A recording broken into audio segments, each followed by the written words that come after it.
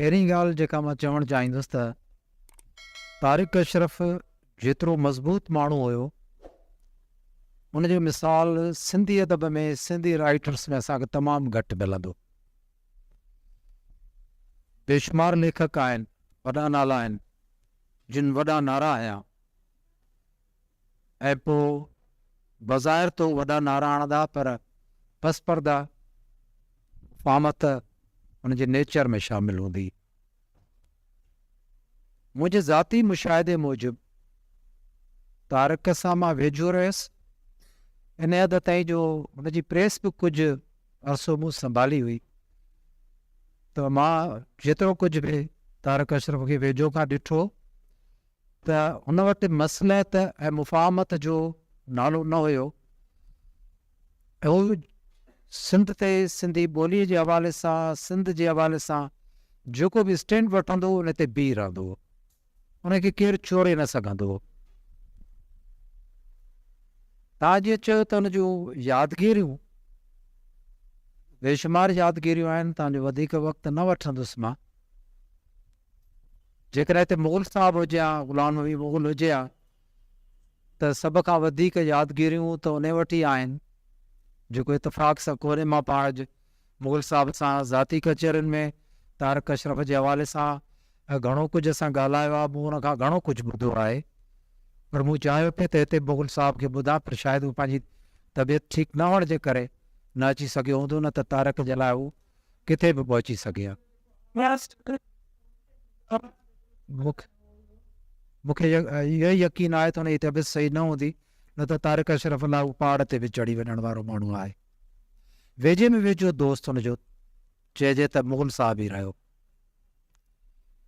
असांजे दोस्त ज़िक्र कयो फाज़िल राव जो, यकीनन फाज़िल राव ख़्यालु कयो हूंदो, सरफराज़ राजड़ेवा जो ख़्यालु कयो, जेका ॻाल्हि शायदि अॼु ताईं हुन लिखी कान्हे, रिकॉर्ड ते न आहे, पर ग़ुलाम नबी मुग़ल हुनजे घर जो भाती हुयो ऐं हुनजो भाउ हुयो, सिर्फ़ु दोस्त न हो पर भाउरनि जहिड़ो दोस्त हुयो। ऐं तारिक अशरफ हिकिड़ो ॿारु एडॉप्ट कयो, दानियाल, हुनजो पंहिंजो पंहिंजी वाइफ मां कोन हुयो, अडॉप्टेड चाइल्ड हो हुनजो, पर हुन मुग़ल साहब जे ॿारनि सां बि एतिरो ई प्यारु कयो जीअं पंहिंजे बचनि सां माण्हू प्यारु कंदो आहे। ख़ासि तौर ते मुग़ल साहब जो वॾो पुटु नसीर खे हिननि दोस्तनि खे यादि हूंदो, मिलिया हूंदा, औरंगज़ेब जंहिंजो नालो आहे, त उनखे हू पंहिंजे पुटनि वांगुरु भाईंदो हुयो। ऐं हिकिड़ो दफ़ो इहे थियो, मुंहिंजा सुगन पब्लिकेशन जॾहिं मूं लाड़काणे में शुरू कयो त मुंहिंजा घणे खां घणा किताब सोणी प्रेस ते छपबा, त रेड कंपोज़िंग जो ज़मानो हुयो, 8 पेज रोज़ छपबा हुआ किताब। हिकिड़ो छपराइण महीननि जी हिकिड़ी जुस्तजू हूंदी हुई। हाणे त हिकिड़ी राति में किताब कंपोज़ थिए थो, ॿिए ॾींहं ते छपजी वञे थो, नतीजे में अलाए छा थो छपिजे। घणो कुझु अहिड़ो आहे जेको न छपजणु खपे, पर उन वक़्तु उहो दौरु ॿियो हो ऐं हिकिड़े किताब ते वरी जुस्तजू हूंदी त हिकिड़ो किताब छपजण में, बाइंड थियण में महीना लॻी वेंदा, त उहे महीननि जा महीना मां हैदराबाद में रहंदो हुउसि अचे। उहो मुंहिंजे स्टूडेंट लाइफ जो बि ज़मानो, कॾहिं हॉस्टल हूंदी, कॾहिं होटल में रही पियसि, कॾहिं इंटरनेशनल हॉस्टल जो कमरो हूंदो, ऐं उतां निकिरंदो हुउसि बाइक ते सुबुह जो, पोइ तारिक अशरफ जी प्रेस ते, ऐं पोइ राति ताईं हुन सां गॾु हूंदो हुउसि। आर्ट मूवीज़ मूंखे ज़िंदगी में पहिरियों दफ़ो तारिक अशरफ ॾेखारियूं इंडिया जूं, ऐं सॼो ॾींहुं गॾु रहण जे करे मुंहिंजी तबियत खे वधीक ॾिसण जो, सम्झण जो मौक़ो मिलियो। इंतिहाई नफ़ीस क़िस्म जो माण्हू हुयो, इंतिहा दर्जे जो नफ़ीस माण्हू। जेकॾहिं हुनजे अॻियां तव्हां चांहि रखो ऐं जेकॾहिं कप सुठो न आहे त तव्हांजी चांहि न पीअंदो, छॾे ॾींदो। ऐं हुनजे घर मां जेका चांहि ठही हूंदी, सोणी प्रेस जे मथां ई हुनजो नंढिड़ो घरु हुयो।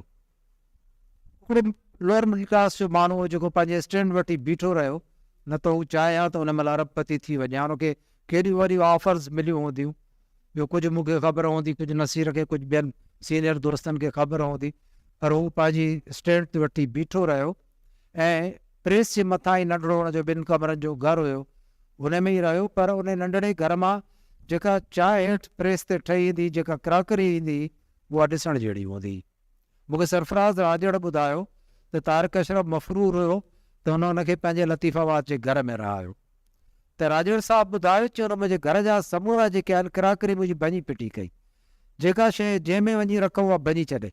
चई हुनजे लाइ पोइ मूंखे ख़ासि तौर ते वञी शयूं वठी अचणी पवंदियूं जेके हुनखे वणनि, जिन खे हू पसंदि करे, जिन में हू खाइणु चाहे, जिन में हू चांहि पीअणु चाहे। इहो त हुनजी हिकिड़ो नफ़ासत जो पासो पहलू जेको। ॿियो हुनजो जेको उसूल परस्ती त सिर ॾेई छॾिबो पर मुफ़ाहमत न कबी।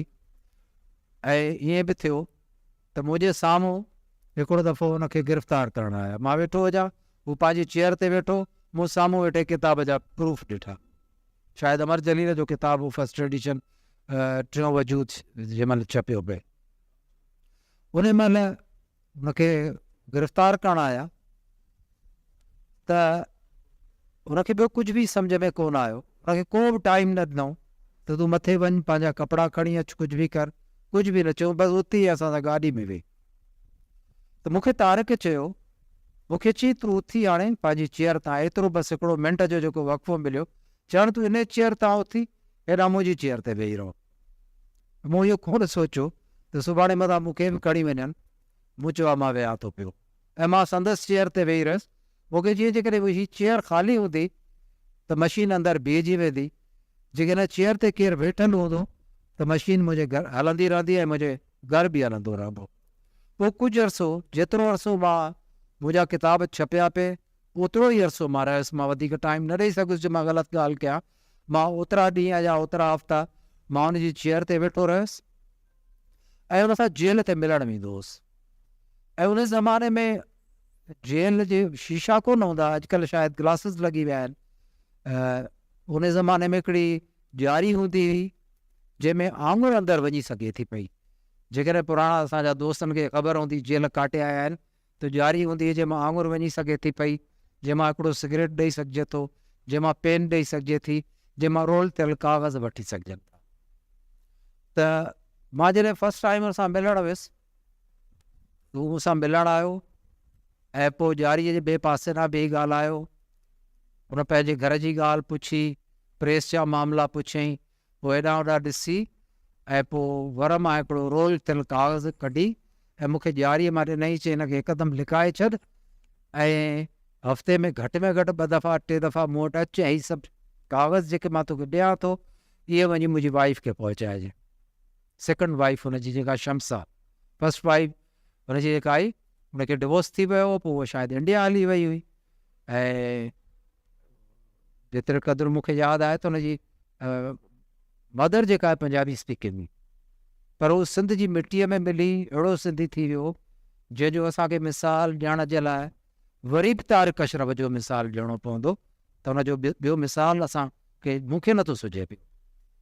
त उहा फस्ट वाइफ सां हुनजी डिवोर्स थी वई, हली वई। पोइ हुन महमूद फैमिली मां शादी कई हुई, खाई रोड ते रहंदा हुआ।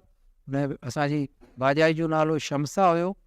त उहो रोल थियल काग़ज़ जीअं हुया मूं उहे जो उहे मूंखे हुन चयो वञी मुंहिंजे घर ॾेई अचिजांइ, मुंहिंजी वाइफ खे ॾिजां वञी ऐं हुनखे हथ में ॾिजां संभाले।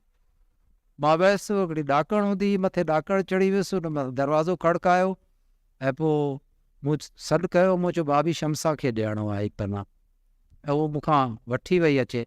पोइ हफ़्ते में 2 दफ़ा घटि में घटि मां वेंदो हुउसि ऐं उहे सभु जो सभु जेके पेपर्स मूं पहुचाया। पोइ ख़बर पई त उहे ख़त हुया जेके हुन शम्सा खे लिखिया हुया ऐं उहे ख़त हुया जेके 600-700 सिफ़नि जो हिकिड़ो किताबु छपियो, उन किताब हथे हथ कढो न।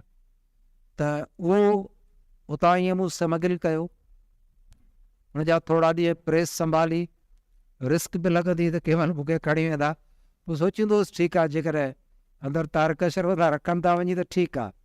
मूं कॾहिं बि गिरफ़्तार थियणु न चाहियो आहे। मां एतिराफ़ थो कयां, इहे असांजा दोस्त जेल काटे आया आहिनि, हीअ बहादुर आहिनि, मां नथो पंहिंजे लाइ दावा कयां। हिकिड़ो दफ़ो मूंखे खणी विया सुगंध पब्लिकेशन जे ज़माने में। MRD जा जेके गिरफ़्तारी ॾींदा हुआ लाड़काणे में, पाकिस्तान चौक ते 4 माण्हू रोज़ु गिरफ़्तारी ॾींदा हुया। पोइ कॾहिं कॾहिं इहे थींदो हुयो त उन्हनि खे अरेस्ट करण खां पहिरियों गिरफ़्तारी ॾियण ताईं चौक ते पहुचण खां अॻु में उन्हनि खे गिटिन में पुलिस हूंदी आहे, ॾिसंदा कोई झंडो खणी थो अचे, कंहिंजे हथ में का शइ आहे, उनखे पकिड़े वठंदा त उनखे अॻु में ई खणी वेंदा खंभे। पोइ इहो थियो त मूंसां कुझु दोस्तनि ॻाल्हायो, अवामी तहरीक जा दोस्त, पली साहब जी पार्टी जा, ॾाढो इनकलाबी क़िस्म जो उन्हनि जो कमु हुयो। पीपल्स पार्टी जो माण्हू कोन ईंदो त पंहिंजो माण्हू ॾेई छॾींदा, माण्हू पंहिंजे पूरा कंदा, 4 माण्हू पूरा कंदा। हिकिड़े ॾींहुं 4 माण्हू उहे, अच्छा पोइ थियो ईअं त उन्हनि चयो 2 कलाक अॻु में अचूं ऐं तूं उन्हनि खे लिकाए विहारे छॾ। मूं चयो ठीकु आहे। पोइ उनखे 3-4 दोस्त जेके ईंदा हुआ झंडा खणी डंडा खणी ईंदा त उन्हनि खे काउंटर जे पुठियां लिकाए विहारे छॾींदोसि ऐं एंड टाइम ते हू निकिरी वेंदा, हेॾां होॾां ॾिसी त को पुलिस वारो ॾिसे न पियो, निकिरी ऐं हलिया वेंदा। कुझु ॾींहं त पुलिस परेशान रही थिए, अचनि किथां था, गिटियुनि मां नज़र ई कोन आया। हिकिड़े ॾींहुं उन्हनि खे नज़र अचियो त मूंखे बि खणी विया। उहे 4 माण्हू थाणे ते भॼो मां।